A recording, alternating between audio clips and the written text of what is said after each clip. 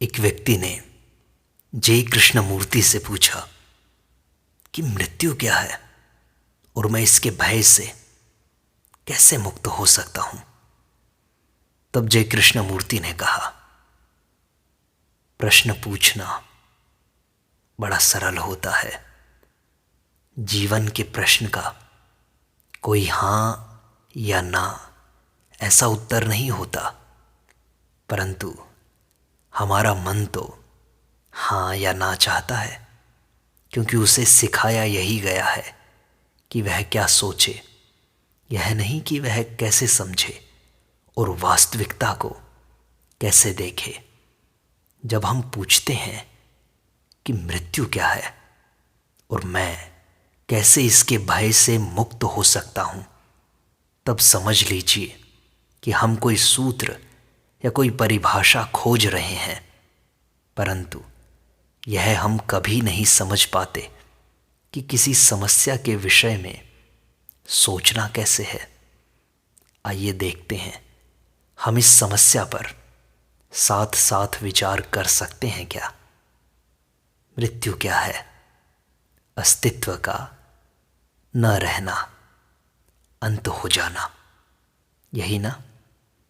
हम जानते हैं कि अंत तो होना ही है। हर रोज अपने चारों ओर इसे देखते हैं, फिर भी मैं मरना नहीं चाहता। यह मैं जो कि एक प्रक्रिया है, मैं सोच रहा हूं, मैं अनुभव कर रहा हूं। मेरा ज्ञान, जो चीज़ें मैंने पोषित की हैं, जिन चीज़ों का मैं प्रतिरोध करता आया हूं, मेरा व्यक्तित्व, मेरा अनुभव, मेरी काम करने की प्रवृत्ति, मेरी क्षमता, योग्यता, इस सब का अंत मुझे स्वीकार नहीं होता। मैं बने रहना चाहता हूं। जीवन अभी मैंने जिया ही कहाँ है, मैं इसका अंत होते नहीं देख सकता। तब भी अंत तो होना ही है, निश्चित है। स्पष्ट है कि स्पंदित हो रहे प्रत्येक जीवन का अंत होना निश्चित है, परंतु मेरा मन इसे स्वीकार नहीं करता। अतः मैं कोई पंथ, कोई निरंतरता गढ़ने लगता हूं। उसे मैं स्वीकार कर लेना चाहता हूं, क्योंकि मेरे पास अपने निरंतर बने रहने और पुनर्जन्म के बारे में पक्के सूत्र सिद्धांत हैं, पुष्ट संस्कारबद्धता है। हम यह विवाद नहीं कर रहे हैं कि जीवन की निरंतरता है या नहीं, अथवा पुनर्जन्म होता है या नहीं। समस्या यह नहीं है। समस्या यह है कि आप में इन तमाम विश्वासों के बावजूद डर बना हुआ है, क्योंकि आखिरकार उनमें कोई निश्चितता तो है नहीं। अनिश्चितता बराबर मौजूद रहती है। कोई आश्वासन मिल जाए, यह बेचैनी हमेशा बनी रहती है, चूंकि इसे अंत का एहसास रहता है। मन डरा डरा रहता है और जब तक मुमकिन हो तब तक जिए चले जाना चाहता है, तरह तरह की निजात चाहता है। मृत्यु के बाद निरंतरता बनी रहेगी, इसमें भी मन का भरोसा रहता है। अब निरंतरता क्या है? क्या निरंतरता में समय निहित नहीं है? घड़ी की सुइयों के साथ चलने वाला समय नहीं, बल्कि एक मनोवैज्ञानिक प्रक्रिया के रूप में समय। मैं जीवित रहना चाहता हूं, चूंकि मैं सोचता हूं कि यह एक अंत रहित निरंतर चलने वाली प्रक्रिया है। अतः मेरा मन निरंतरता की आकांक्षा में स्वयं में कुछ न कुछ जोड़ता रहता है। इसलिए मन समय की शैली में सोचता है, और यदि इसे समय की निरंतरता मिलती रहे तो यह भयभीत नहीं होता। अमरत्व क्या है? किसी उच्चतर स्तर पर स्थापित मैं की निरंतरता को हम अमरता कह देते हैं। आप आशा करते हैं कि यह मैं निरंतर बना रहेगा, यह कभी मरेगा नहीं।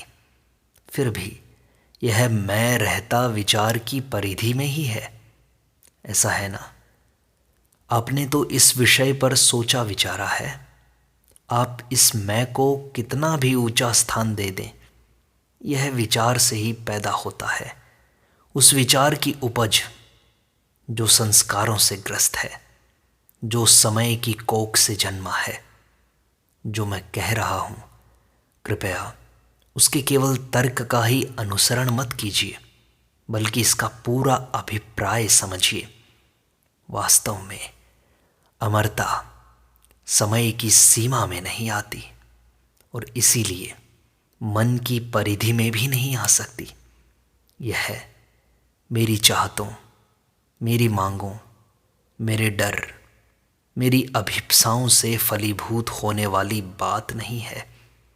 हम देखते हैं कि जीवन का अंत होता है एकदम देखते देखते। जो कल था वह कदाचित आज न रहे, और जो आज है वह शायद कल न रहे। जीवन का एक अंत तो निश्चित है, यह एक तथ्य है, परंतु हम इसे स्वीकार नहीं करते। आप कल जैसे थे आज वैसे नहीं हो। नाना प्रकार की चीज़ों ने, विविध प्रकार के संपर्कों ने, प्रतिक्रियाओं ने, विरोधों और प्रभावों ने जो था उसे बदल डाला है या उसका अंत कर डाला है।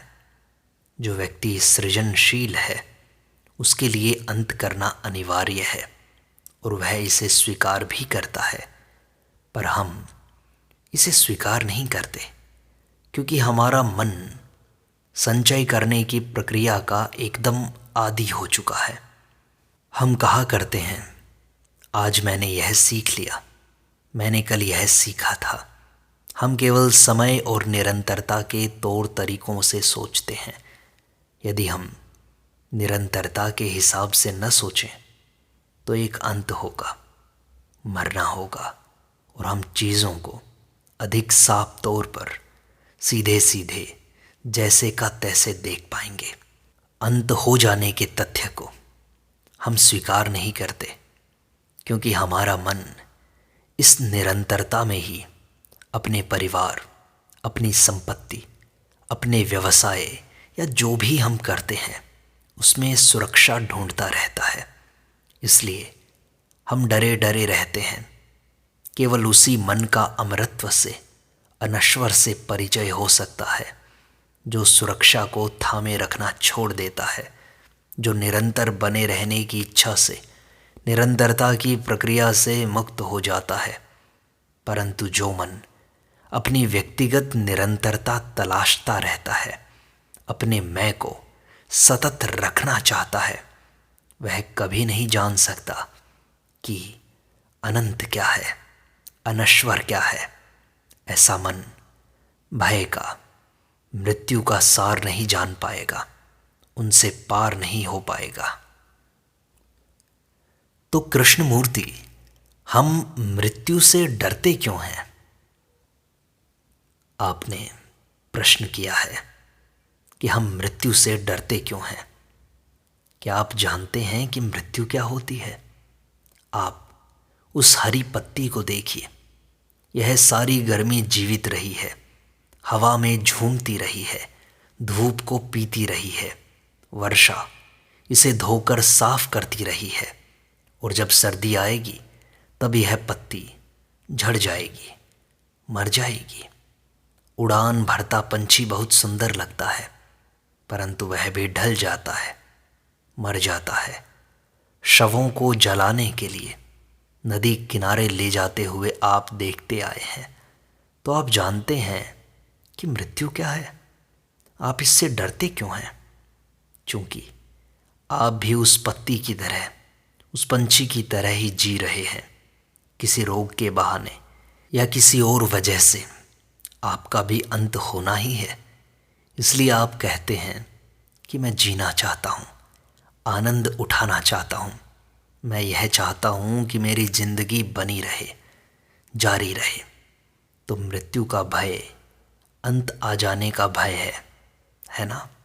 तुम सोचते हो कि सब कुछ खत्म हो जाएगा, क्रिकेट खेलना, धूप का आनंद लेना, नदी को बार बार निहारना, वही अपने वस्त्र पहनना, पुस्तकें पढ़ना, मित्रों से मिलना, लगातार ये सब। परंतु इस सब का एक अंत आता ही है, इसलिए आप मृत्यु से डरते हैं। मृत्यु के भय से ग्रस्त, यह जानते हुए कि मृत्यु कभी भी टाली नहीं जा सकती, हम इससे पार जाने की सोचा करते हैं और तरह तरह के मत सिद्धांत अपनाते हैं।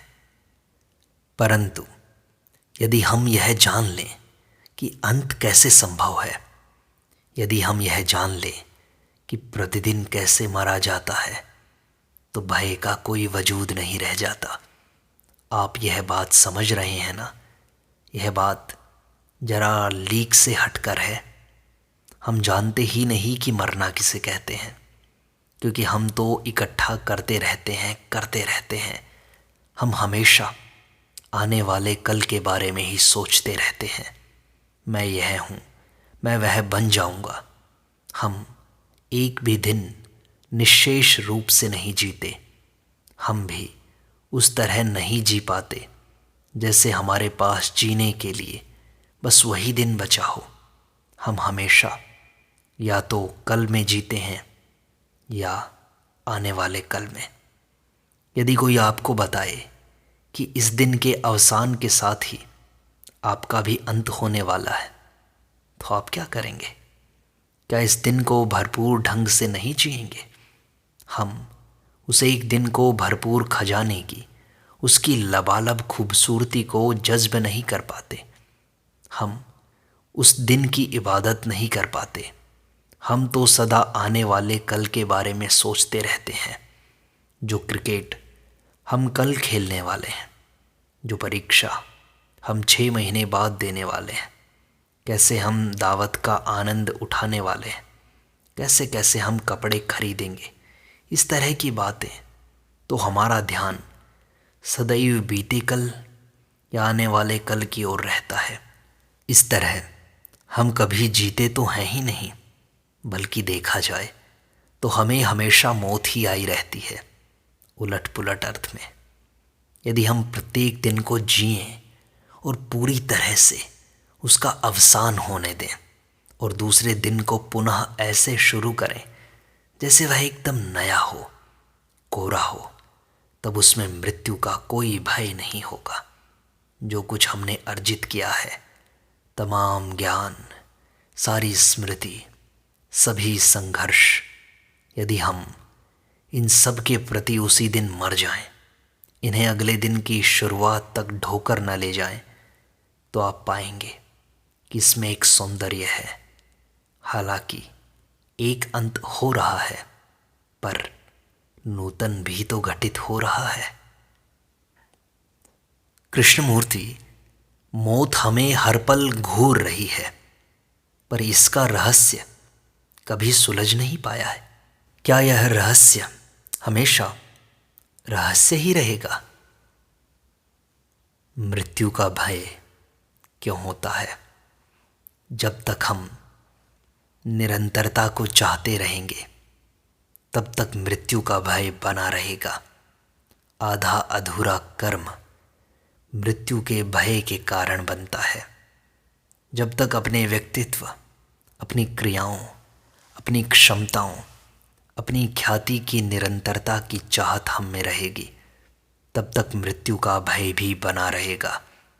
जब तक हम परिणाम पर, इनाम पर नज़र रखकर काम करेंगे, तब तक हम में एक विचारक बना रहेगा जो निरंतरता की मांग करता रहेगा। जब इस निरंतरता को मृत्यु का खतरा होता है, तब भय उत्पन्न होता है। इस प्रकार मृत्यु का भय तभी तक है जब तक निरंतरता की, सदा जीने की इच्छा मौजूद है। जो भी चीज़ निरंतर रहती है वह विखंडित होती ही है। निरंतरता का कोई भी रूप, वह चाहे कितना ही उत्कृष्ट क्यों न हो, एक दिन विखंडित होता है। निरंतरता में कभी नवीनीकरण नहीं होता, जबकि मौत के डर से निजात केवल उस नएपन में ही मिल सकती है। यदि हम इस बात की सच्चाई को देख लें, तब हम असत की सच्चाई को भी देख पाते हैं। तब असत से मुक्ति संभव होती है। मृत्यु का कोई भय शेष नहीं रहता। इस तरह जीना अनुभूत करना वर्तमान में होने लगता है, और वे निरंतरता के उपकरण नहीं रह जाते। पल प्रतिपल नवीनीकरण के संग जीना क्या संभव है? नवीनीकरण केवल अंत में निहित होता है, निरंतरता में नहीं। किसी समस्या के अंत और दूसरी के आरंभ के बीच का अंतराल ही यह नई शुरुआत है। मृत्यु अनिरंतरता की अवस्था, नवजीवन की अवस्था, ये अज्ञात है। मृत्यु अज्ञात है।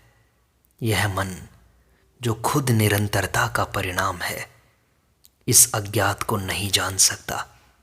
यह तो केवल ज्ञात को जान सकता है। यह केवल ज्ञात अर्थात निरंतरता में ही सक्रिय रह सकता है और इसी में अपना अस्तित्व बनाए रख सकता है।